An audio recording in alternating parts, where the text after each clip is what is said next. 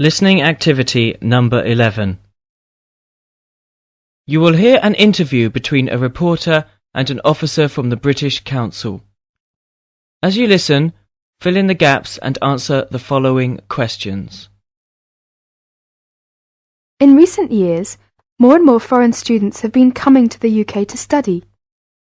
But when they first arrive, many students are unsure of the formalities they have to follow and even where to go for help.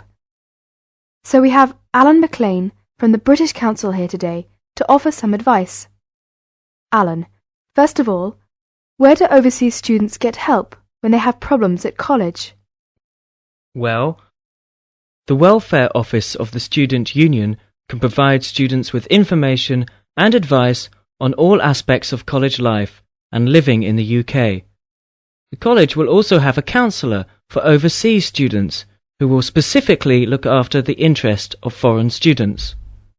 They can also put you in touch with overseas students' societies and organisations, which are often run by overseas students.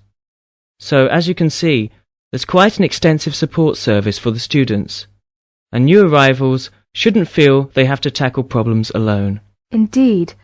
So what formalities should students coming from abroad complete upon first arriving? One important thing is to register with the police.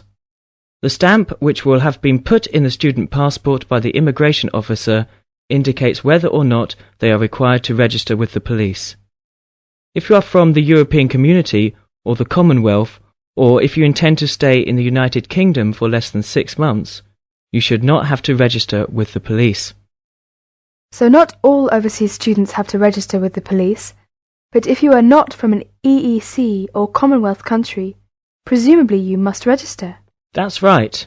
If you are required to register with the police, you must do so within 7 days of arrival in Britain. You must also inform the police every time you change your address while you are in the United Kingdom. And what do you have to bring for registration? You will need to take your passport, of course, and 2 passport-size photographs of yourself. If you are living in London, you should go to 10 Lambs Conduit Street, London WC1. It opens 9 a.m. to 4:45 p.m. Monday to Friday. In other parts of the country, you should go to the nearest police station for advice on where to register. There is a charge of £25 for registration. I see. So your passport, 2 passport-sized photos, and £25. Another important thing is that holders of student visas aren't usually entitled to claim state benefit or to work. Attempting to do so may affect your right to stay in the United Kingdom. You might be prosecuted and fined about £500. It will say on your visa whether you are entitled to get a job in the UK or not. So that's something non-resident students should be aware of. Working in Britain without permission is a criminal offence. But if they are entitled to get a job in the UK, how do they go about finding one? If you are allowed to work, you'll need to get forms OW1 and OW5. These can be picked up at any job centre, where work permits for overseas students can now be issued. The OW1 form is filled out by your prospective employer and returned to the job centre along with your passport and a letter from your college indicating that the employment will not interfere with your studies.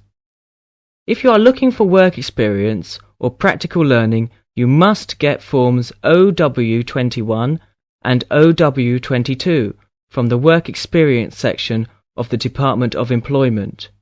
You'll be asked for proof of the purpose and intended length of stay here, and that you are going to return to your native country. Well, I hope that will answer a few questions for overseas students. Thank you very much for coming in, Alan.